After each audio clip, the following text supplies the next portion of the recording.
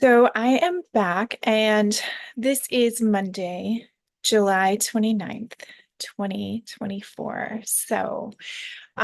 It seems that each week we keep getting deeper and deeper into something that it seems to be more of a self evolution. So whatever you might be working with this summer, whatever might be coming up for you, it does feel that it's connected to a deeper part of your soul.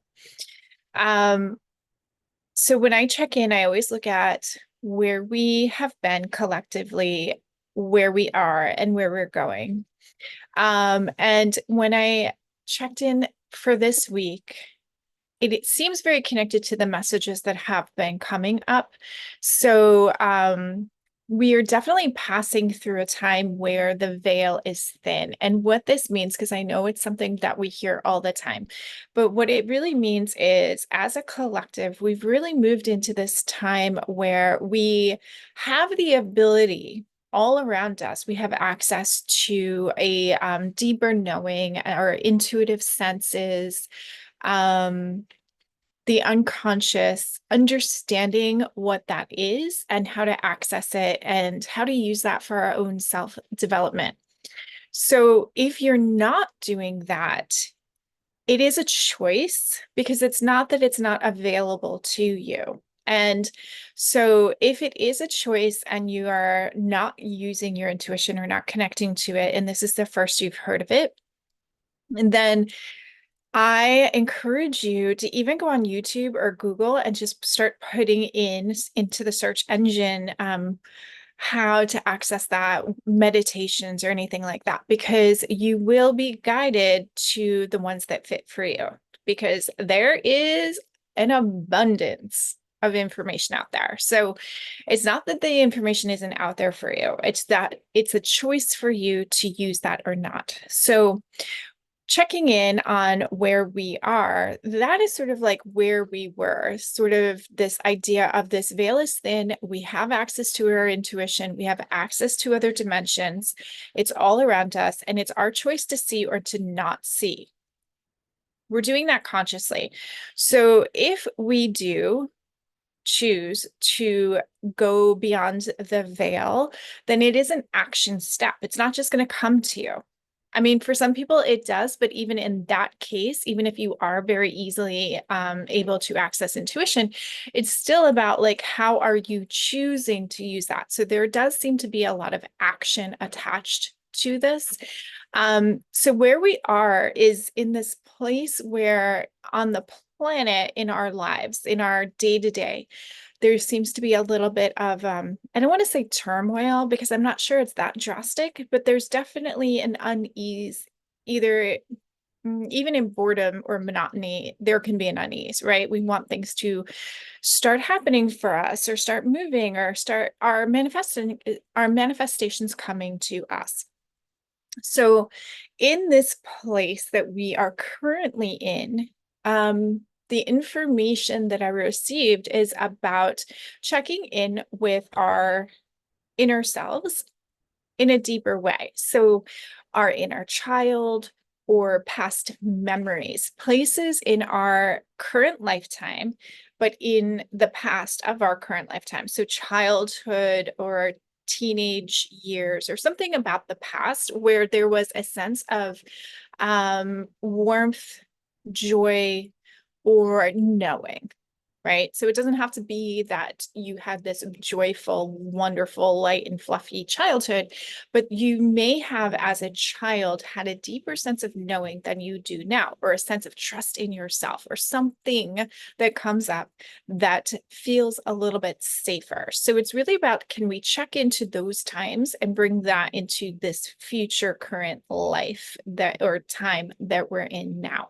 So using the wisdom of our past memories, maybe events that happened that are similar to now, that could be teaching movements, or our inner child, and the sense of joy and safety, or freedom, or anything that you feel that in this current moment you're lacking. because it's not that you don't have it, it's that you're not allowing yourself to have access or to remember the information from the past. It does feel very connected to this current lifetime that you're in. So checking into your past memories and knowing that you have the answers for whatever it is that you need to move forward out of this place that you're in. It doesn't feel like, again, it doesn't feel like you're in a place of turmoil or devastation. It feels more about whatever is coming up for you right now that is frustration or boredom or stuckness or a need for something to change. So, looking at your life where it is right now and allowing the past memories or experiences that you've had to give you the wisdom. So, that may be your inner child, or it may be an experience where you felt safe or true to yourself. I know I'm repeating myself because I really want you to get that message. Okay, so moving forward into future, and this all has to do with this week. Again, we use our tools and we build week to week, so it may continue for some of you. You might be reading or listening to this message and it might be later than July 29th. Just know that the message is still current for you because it's where you're at.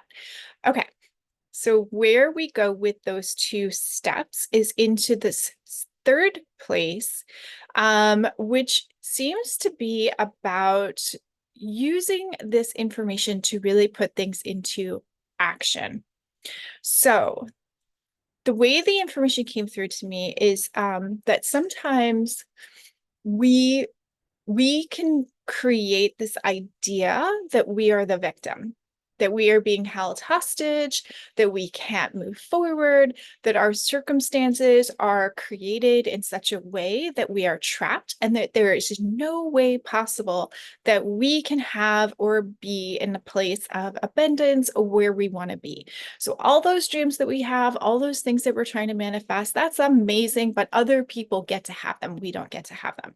So this idea of being hostage or victim, that's what's coming up, because that is not necessarily true, but it's what you're creating as your truth.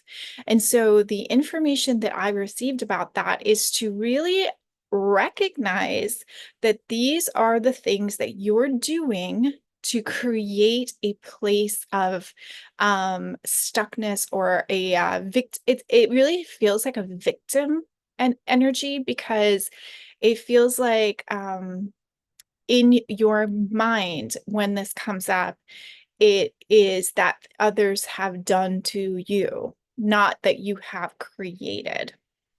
And so this idea of being in this place, it may in fact be that others created these things that you happen to be in. Like, it could be any, any society really, or any group that we belong to. Others are creating things, but we are still a part of that.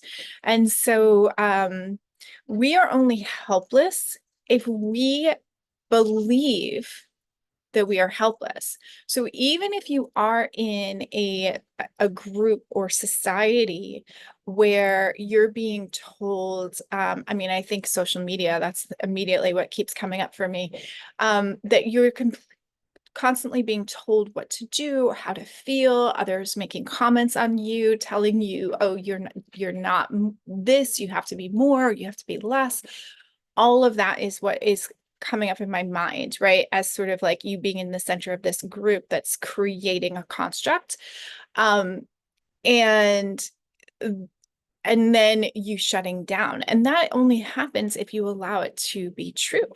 And so this idea of a learned helplessness, whatever that might mean to you, sometimes that comes from society or school, social media, the cities we belong to, the communities we belong to, is this idea of learned helplessness, and we sort of move along with it.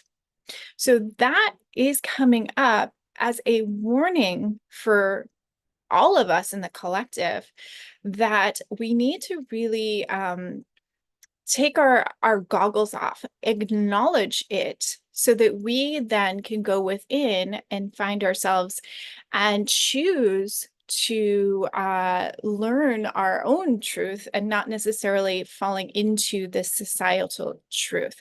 So, our evolution, as far as diving into our intuitive sense, our unconscious, really comes first from identifying where we have chosen to shut it down. And it's the same for manifestation, because I know that there's a lot of energy around that as we move into as we have been moving through the summer. There's a lot of manifestation energy with the moon and just the timing.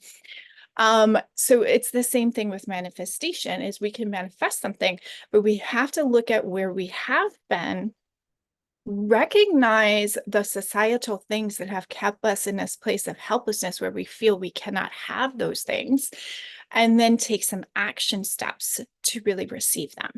So, coming into the next week, and I think again, this is a stepping stone for the weeks ahead, is to really start to check in to see, where am I choosing to not see beyond what is in front of my face? So either that's the unconscious or just even the things that are there if you open your eyes. And where are you choosing not to see them? Where are you choosing not to step in? Where are you choosing to be passive, thinking that you're going to receive abundance, but not have to do anything for it? And where might you use your past experiences, your inner child, your sense of joy, the times that you remember having access to these things, and using those experiences to allow you to move forward into this place of abundance where you choose to take the goggles off and really see what you can do and then step into it. So it's about moving into a choice of power instead of victimhood. So again, I know these messages are always in circles, and I hope that you can take some pieces from this and that it really helps you to move forward in the next few weeks.